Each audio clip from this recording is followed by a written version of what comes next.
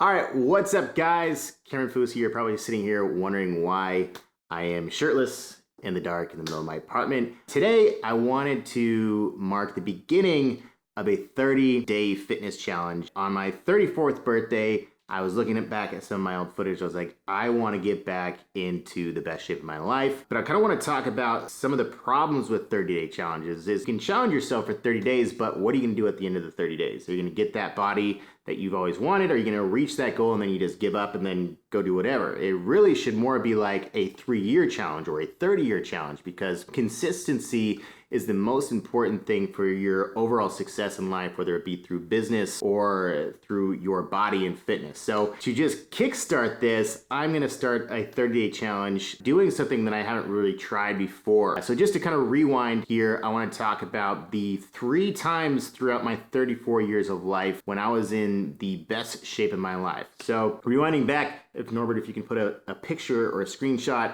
of back when I used to do this program called the Horseman Training Program. This is probably one of the most intense training programs you can go through. It's a Navy SEAL designed training program. If you Google it, the Horseman Training, it was something that me and my friend Jen did for probably a little over a year, 2 years. I was in amazing shape, but at 34, there was a lot of really heavy Olympic lifting that was going on. This was when I was about my mid to late 20s. Now, I'm a little bit scared about injuring my body, and it's not really the kind of workouts that I want to do anymore, whether it be from hang clings, all that stuff, where I just would rather do something that's a little safer for a 34-year-old man and not injure myself. From there, the next situation where I was the best shape of my life. Let me check my notes, guys. One second. Check my notes. Oh yeah, Foos Fit.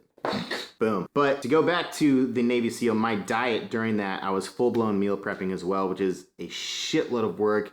It's miserable. I was cooking on Sunday, getting my 6 days a week of meals prepared. And then by the time it was Friday, I was eating this old shit that I was just made on last Sunday. So it was like 5 days old. So it definitely wasn't the most ideal situation. Meal prepping sucks. There's a lot of people out there that will actually do it for you. You just got to pay the extra fee. But moving on to the next situation where I was in really good shape was I was doing something called what I called Foos Fit. And I was doing it in San Diego, and I was doing these circuits that I created myself, and I'd actually have friends come out and do it with me. Every day, I did it about 6 days a week in San Diego, mainly just kettlebells, pull-ups, a heavy bag, jump rope, and a combat rope as well. So I just had these circuits that I would do for about 45 to 60 minutes long, 6 days a week. The problem with it was my entire body eventually shut down. I was overtraining myself. I wasn't giving myself recovery time. And I got to the point where I was getting acupuncture. I was doing so many pull-ups that my right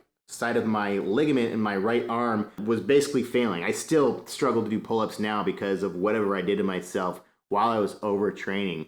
So you have to definitely give yourself recovery time when you're doing any sort of training workout, or even in life and business. You do need to take a step back and be able to recoup and recover so you can come back and actually function. And my body completely shut down. My groin, my joints, my pull-up, whatever muscle right here completely shut down. I had to really stop the Foos Fit program because my body completely failed. But I was freaking jacked and I felt good about my body.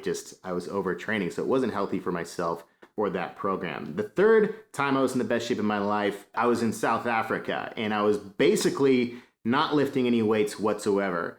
I was doing hot power yoga, and I was doing Sweat 1000, which is kind of like a Barry's boot camp. So I got in pretty good shape. I definitely liked my physique. I was very lean.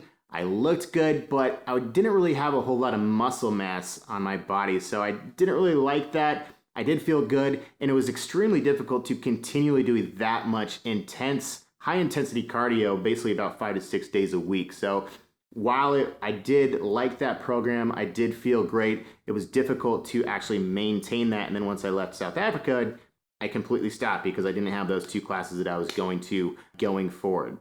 So what am I going to try next? That is the big question. There's something called intermittent fasting, which is becoming extremely popular over the last year or two. I've definitely dabbled with it. I'm doing it basically fully right now. What is the concept behind intermittent fasting? It's basically where you don't necessarily restrict calories. You just limit the window that you're actually eating in. So I typically eat between 1 p.m. and 9 p.m. throughout every day. My diet really kind of consists of mostly paleo, but it's not fully like that. I do enjoy some desserts. I do eat a little quinoa. I stuff my face with sweet potatoes all the time. It's probably like my favorite food, steak and sweet potatoes. So that's kind of my diet. And how it technically works in theory is it takes about 12 to 14 hours to get your body into a fasted state. And then, so once you get yourself into a fasted state, your body has no more food for fuel, and its only resource for energy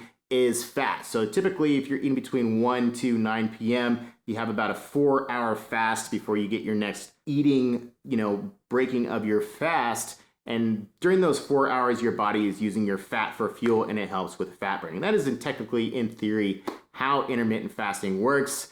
It's not the easiest thing to do. I train fasted as well because I work out in the mornings. So when I first started doing this, I definitely started becoming lightheaded, and it definitely took my body some adjustments to actually be able to do it functionally without feeling like I was going to pass out at the gym. All right, now continuing on, there's this dude called O Gallagher. I'm sure a lot of you guys probably have heard what he does or what he's all about. He basically started a company called Kinobody, which isn't exactly anything new. I'd already knew about this kind of program. There's a guy called Martin Burnham, I think, something like that. He started Lean Gains, I think, back in like the early to mid 2000s, which was basically intermittent fasting and reverse pyramid training, which Greg kind of took his own spin on and personally branded it under Kinobody.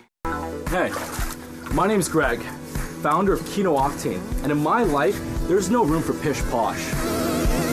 And kind of used modern day marketing to really blow this up in this program. So like I said before, the last time I really felt good about my body and training, I was doing basically just yoga in this cardio intensive class. So I wanted to, this time around, kind of get some more muscle mass built on. And so I decided to kind of dabble into Greg's program. The problem with it is that it's only 3 days of lifting a week. When you're typically working out about 6 days a week like I was, I felt like I was getting fat, only working out 3 days a week. So I decided that I needed to implement something else into this program. So I decided I'm gonna do 2 days a week of Barry's boot camp during those days off where I'm not actually lifting. So in this 30-day challenge, I'm essentially gonna be using Greg's Kinobody Warrior Shredding Program 3 times a week. And then I'm going to be using Barry's boot camp in my 2 days off to see if I can get back into maybe the best looking shape of my life.